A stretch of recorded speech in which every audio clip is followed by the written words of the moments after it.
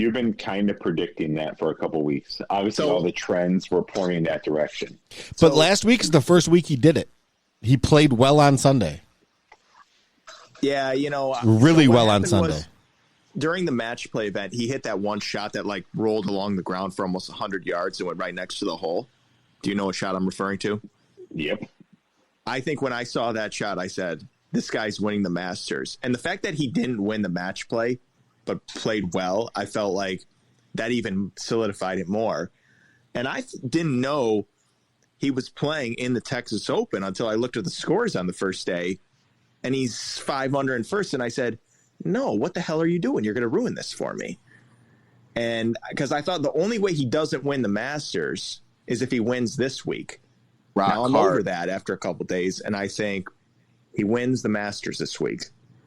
And I think my reasoning is he's back, he's playing good, and he loves this golf course. He's always had success here, and it's going to all come together. He's winning this week. I think people forget that he does share the record there with Tiger. Like it gets. Did he shoot? What was it 270 or 2? Yeah, but there's a new record now. Yeah, that's not shit. It doesn't count. You're right. You're right. It doesn't count. There's an asterisk. That was that 1 year. But I think if you look at Spieth's history at Augusta, it really does. Is that sarcasm, or do you agree with me that it doesn't count? I think it's fucking fact. I mean, it counts, but it counts. Like if I go on Masters.com right now, is that the record? Yes, it's a fact. It happened. It did happen, but everyone's going to say that was the November Masters. That was a joke. Except for Dustin Johnson, who's serving some good food tonight. That's right. Does he only hold the jacket for a shorter amount of time then? Yeah. That's kind of you keep it forever, right? No, you only get it for a year. After that, it has to stay there because that one got put up for sale. Oh, yeah. So, all right, so you guys are both all in on Spieth. Yes. And there's a couple of low 72 holes. According to this, they're not counting it. They're saying Tiger Woods and Jordan Spieth, followed by Jack. Who's they? Wikipedia. Yeah, define them. Wikipedia, the man. Or someone just went in and edited out DJ. You know it wasn't him or anyone he knows because they don't know how to use computers. So I just find that I don't know how you don't pick him to win at this point. That's actually where I'm at with it. I don't see how you pick anybody else to win. Wow. Like I think you feel that strongly about it. I do. I have for about 2 weeks now. You don't think that DJ is the favorite? Who's the betting favorite right now? I didn't even look. The betting favorite right now, yes. DJ and Bryson are tied. Do we think, though, DJ... You guys actually think DJ's the favorite? Do you know how hard it is to go back? I personally think DJ's a favorite anytime he ties issues. I think it's so tough to win back-to-back. I agree with that part. But to me, if you ask me who has the best chance of winning every time they're out there, I will say DJ every time.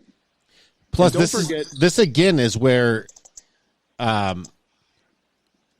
DJ being the way he is, he might not even remember that he won last year. Well, he's got little internet blog bitches like you guys talking about how he doesn't have the all-time low scoring record. I'm going to send him this to motivate him. So the other thing I think to think about when it comes to this tournament is how is the golf course going to play? And I fiery. Everybody's saying fiery. Yeah, I personally think that when DJ shot 20 under, I don't think that sat too well with the green jackets. So I'm expecting like 10 under to win. I thought you were going to say you're expecting like a 2007. No, I don't think they can make it that tough. It would have to be windy, and that's not forecast. Wasn't that over par, right? Wasn't he? Yeah, but it was so windy and cold that year. It's just that was so weather dependent. I think they're going to make it fiery and fast, and I'm thinking like 10 under at most wins. I don't think they liked that last year at all. Oh, no. There's actually a good bet out there. You can bet the number of guys under par. And based on what you just said, one of the wagers I looked at was you could bet 18 guys or less under par. See, that seems like a low amount, though. I don't think they can make it tough enough for that because I think there's still too many even holes. But I think they're going to make it so the winning score is not that low. And I think that favors Spieth. So you think the winning score will be double digits, or you think the winning score will be single digits? I think the winning score is right at 10. Right at 10. 10 under. Shot by Jordan Spieth. Shot by Jordan Spieth. Okay, so since you're all in on Spieth winning, who else can even hang with this king? You know who else I like? It's Westwood. You can take that right off your list. You are drinking some recency bias fucking Kool-Aid today, buddy. I can tell you that much. Because, Pat, though, don't forget, Lee Westwood has been at Augusta since he won that tournament. Hanging out. Right. Yeah. Since he finished second in that tournament. Yeah, he finished second and then just went there. And he just didn't leave. Yeah. So I can tell by that comment, though, that Big Lee is going to be coming up in your wagers down the road a little bit. So Lee Westwood has 6 top 10s at Augusta. That is not recency. That's impressive. Bias. That's not recency bias. All right, I've got a stat on my TV right now. Most rounds inside top 10 Masters tournament since 2008. Lee Westwood leads 21, Tiger Woods 18. Jordan Spieth at 17, and he's only played half of those tournaments. It's going to be So what do you think about, because you had referenced big boys, and so far I'll give you Spieth is on the fringe of becoming a big boy again. Lee Westwood's an old man. Yep. What other big boys are we referencing? Bryson. We're not going to. Bryson's one of the big boys now. I'm a little scared about him because leading into the last one, everything was about him. And until he went like full mongoloid on the range yesterday, there's been nothing said of him. And that part worries me a little bit. He almost drove a par 5 like a month ago, and they went crazy over it. Whereas like leading into this, it's been quiet. He's being really weird about what clubs he's using and shit, too. I don't know how to... Something's going on. Something weird is happening, and I don't know what way to... I took it a different way, and we'll get to that when we talk about our picks, but... I don't know if he's injured. I don't know if he's... Something weird is going on with him. He's not usually this secretive. Yeah, something's going on, and I think it's bad. I think it's a bad thing that's going on. So I don't expect him to play well at all this week. What about John Rahm? Are we forgetting about John Rahm? I don't expect a good week from him either. Really? Why? He's nursing? He just had a kid like 4 days ago. That doesn't mean anything to him. That does matter. I think that matters. I've had kids. It's as good a narrative as Spieth winning again. I will say that. Jimmy Nance would have the tears flowing for people on Sunday. I don't think it's going to happen. What about JT? That's a good one. It's a good pick. According to CBS, he's improved his position every year that he's played in it.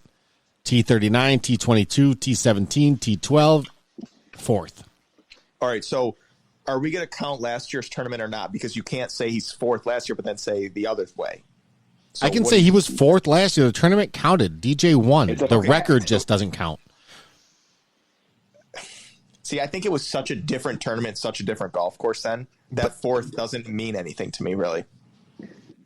But everyone was playing the same course. It just wasn't the same course as it normally is. Yeah, but that's basically playing a different course. That's how I view it as. Well, we know how you view courses. I mean, Pebble Beach is a dog track. A couple other places that have elite courses are horrendous. So I'm sure you'd have some issues with a couple holes at Augusta. Have you ever noticed no one's ever allowed to say anything bad about Augusta? Because no one gets to see it except on TV when it's perfect. I'm talking about pros. Yeah, you can't. Why can't you? Because it's Augusta. It's the same thing as saying, like, hey, there's something wrong with the vaccine. It just gets deleted from the world as soon as it's spoken. Does the Pope come out and say Jesus sucks? No. So, I just think... Hey, that Jesus guy, let's read it. He said a lot of stuff. Let's not listen to all of it now. I just think it's Your neighbor great. could be an asshole. You don't have to love him. I got no problem with it. I just think it's great that when Augusta's going on, this course is in perfect shape. U.S. Open's going on. This place sucks. It's awful. It's a joke. They lost the course. All these bad comments. Because you'll die. You will die. It's like a secret society. It's not even just that. It's the golf fan base loves Augusta. So, like, the fans will hate you if you say it? Yes. If you come out and say something bad about Augusta, because all of us want to be able to go there and we can't, like, you can't even get tickets unless you win the lottery or pay astronomical prices and worry about getting blackballed for the rest of your life. You can't be the guy who says, this place kind of sucks. So, I know everyone praises Augusta. And except for Marco Rubio. That was elite, by the way. It was. I feel like he channeled me. I don't care what side of the political side you fall on. Like, everyone should hate hypocrisy. Yep. And that was a good old, like, hey. Yeah. If you're going to be woke, you better be woke all the time. Not just when you're pulling the All-Star game, but when you're going to your super exclusive private course in that state. So, all right, go ahead. What I was going to say, though, is I want to give them a lot of credit for what they've done in the past few years, because I think what they've done is a great thing. And what I'm referring to is the women's AM and the drive, chip, and putt. I think those are two great things they did for the game of golf. They've made an effort. And I never thought, even 10 years ago, they would ever be capable of anything like that.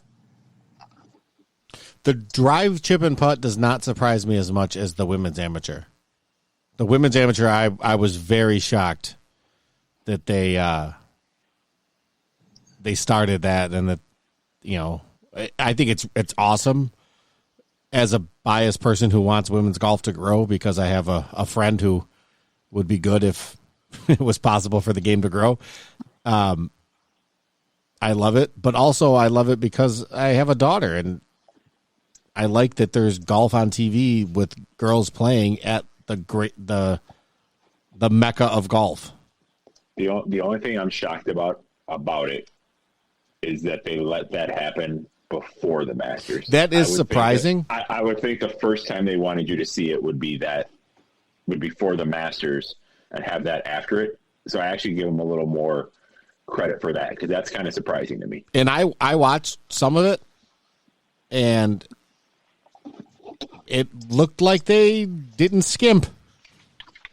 They do everything all out. Yeah, I mean, it's good for everybody. Those female amateurs were playing that course in pristine condition. It wasn't Pebble. Yes. Yes. Does that shithole Pebble Beach? Does Rory have a shot? Yes.